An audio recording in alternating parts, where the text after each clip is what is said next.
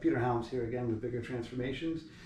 I'm just going to run you guys through kind of what I do instead of kind of giving a tutorial, if you will. I'm going to describe some of the things as I'm going about. I'm going to go off my last feed and I'm going to kind of work on my chest and my shoulder complex, trying to get these fibers to go back. I'm going to do a little bit on my core as well. Get these really tight cables that come all the way in. They kind of tilt our pelvis up and in, restricting our core. A lot of us think our core is weak and we need to train it, when in all actuality it's really tight. And especially as you get older, like me, tissue becomes really hard, you know, and a lot of men kind of pushing max effort out a lot of times. So that's where we get this kind of distended belly, and our bodies start to end up more round in appearance as opposed to hollowed out and flat. And that's another thing I'm hoping to eventually show you guys, is through this fascia release that I can kind of almost flatten myself out, I guess, a little bit, if you will. But more importantly, kind of show that as we start to loosen the fascia, we can actually, you know, redefine our abs, our whole body, if you will. It's just our scar tissue gets in the way a lot of the times, and we think we need to lose weight and be more defined in that way. I mean, even when I would get down to about a 6-7% body fat, I never really had great, really defined abs. They were always as big as my chest because I was always pushing out, never realized it. And over the years, it was slowly tilting my pelvis upwards. You can see it a lot when kind of people sit, right? Sit like this, okay? I can try and act like I'm sitting up straight, but pelvis is still clocked, okay? So my belly's gonna protrude more. I might kind of suck it in. But regardless, I'm gonna run you through some of my stuff that I was working on myself. Getting that shoulder complex there, right? Breaking up that tissue. I want to elevate it a little bit.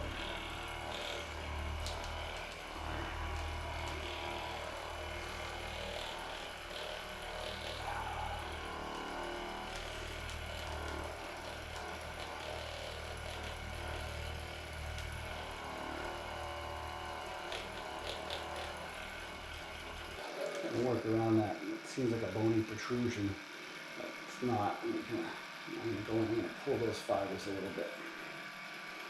Stretch them out, realign them. That goes down and out. It's not straight across like we think. Pecs a lot of kind of semicircular motions. That's how the body operates, honestly. Circular motion, you can look at them in kind of a linear pattern, but the objects are traveling linear, but not our arms.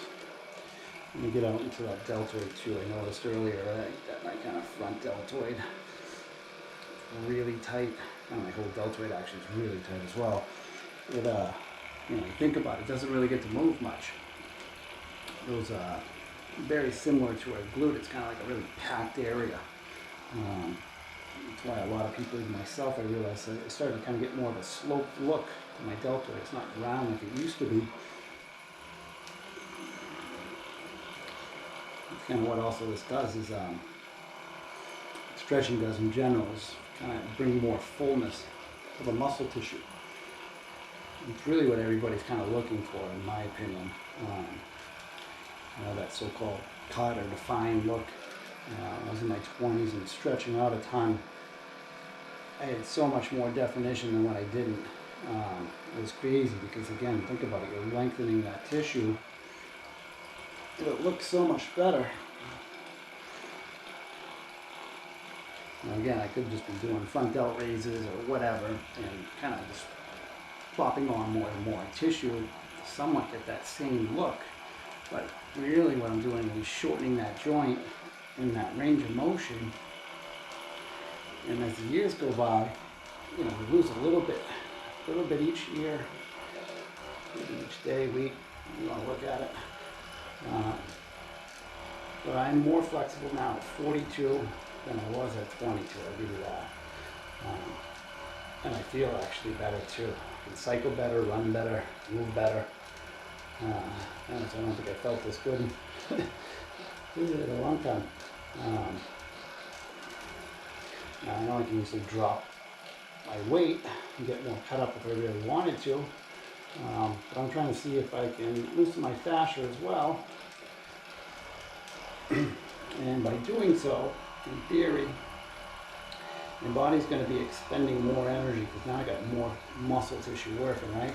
So if I got more muscle tissue working, I'm therefore going to be expending more energy. If I'm expending more energy, I'm going to be burning more energy. That's another, I'm hoping, maybe this proof that we all have a lot more muscle tissue on our body than we really think. Our bodies aren't firing the way we think they are.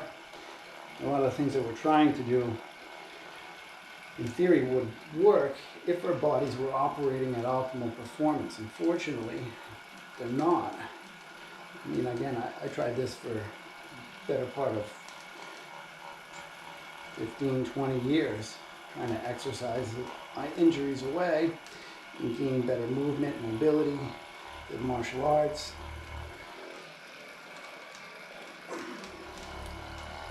Strength training, flexibility training, you name it. And I realized there was one key element always missing, that I was not stretching enough. And slowly as the years went by, I lost range of motion. I could see it in my clients. It's harder for them to perform certain movement patterns.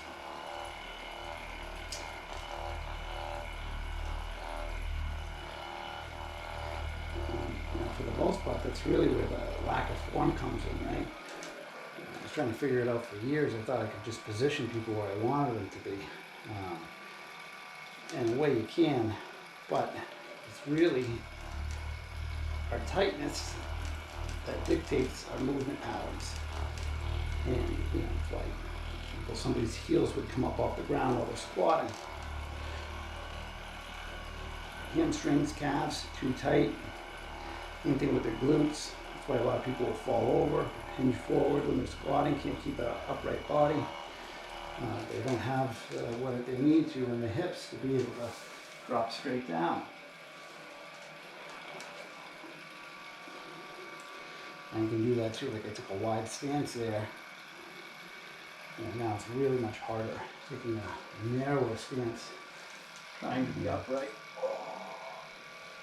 And loosen my legs in a little. And I can see my right knee's a little wobbly. Again, it's an earlier video that I showed. My right leg has been not the best for a long time, but it's slowly getting there. And I can feel the difference. I got more power. I can't wait to start doing martial arts again. I think those are, once you kind of loosen your fascia, those are things to get into. You have a lot of different big movement patterns. You get a good teacher, good instructor.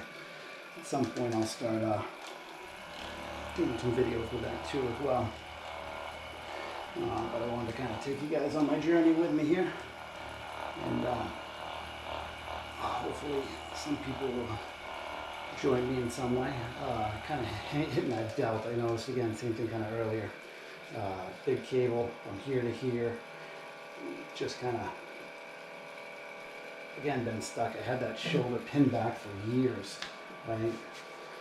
So now my rear delt is kind of doing too much work. Can't get that shoulder around. Not as flexible in this arm. I'm right-handed, so it's the other reason why this is going to happen. This is another thing we got to kind of really take into consideration when moving. One side of our body does one thing, and the other side does the other, right? And my right pushes, my left kind of pulls. I'm doing the rotational movement, same thing. Pull, push, pull, push. You hear that a lot in martial arts. You're throwing a punch, boxing, push, pull. Running, same thing. How our bodies are meant to operate and function. What happens though is, unfortunately, we just kind of do more of one than the other. I know myself included, I'm working on clients or working with people, I tend to use my right hand more than I used my left. Same thing, just kind of trying to get in here, break up that tissue a little bit.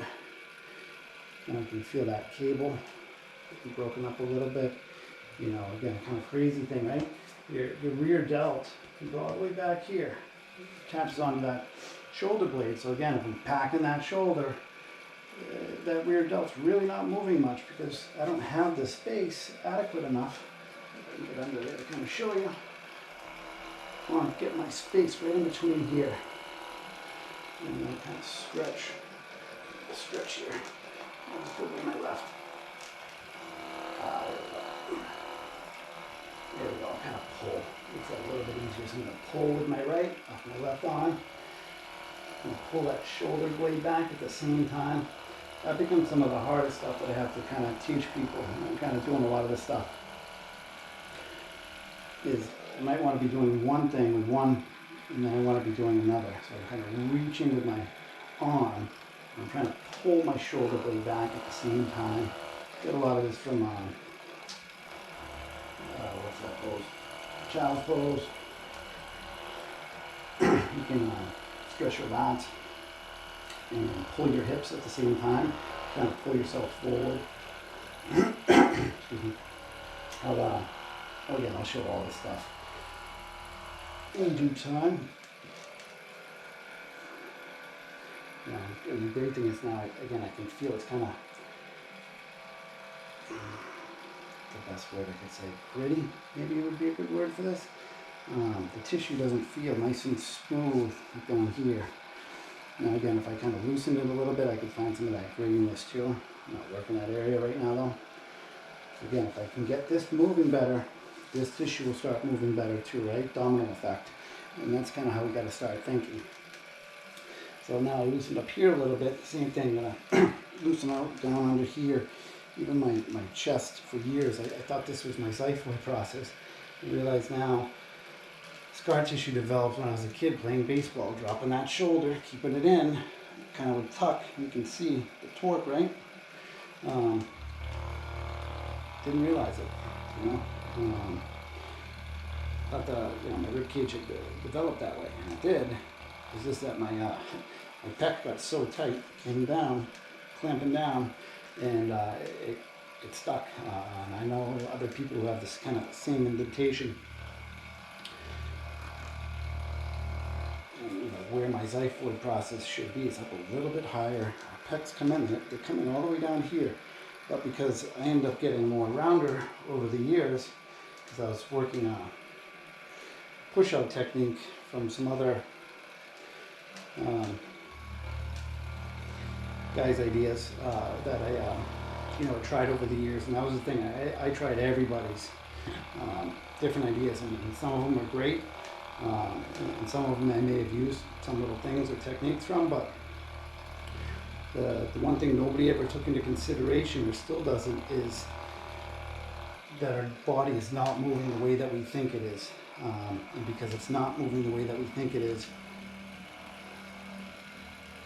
when we're coming up with these ideas, and I used to come up with these exercises to target this muscle, or target this, or do that, it's not eliciting the exact response that we would like, because my hips in a little bit too far, my femur's rotated out a little bit too much, so I'm not getting that same motion pattern that I should or I could. And then when we kind of go into a lot of these closed chain motion patterns, our bodies don't work like that. We're always big movements, even if we're tense and doing small ones, it's still, everything's involved: hips, legs, core.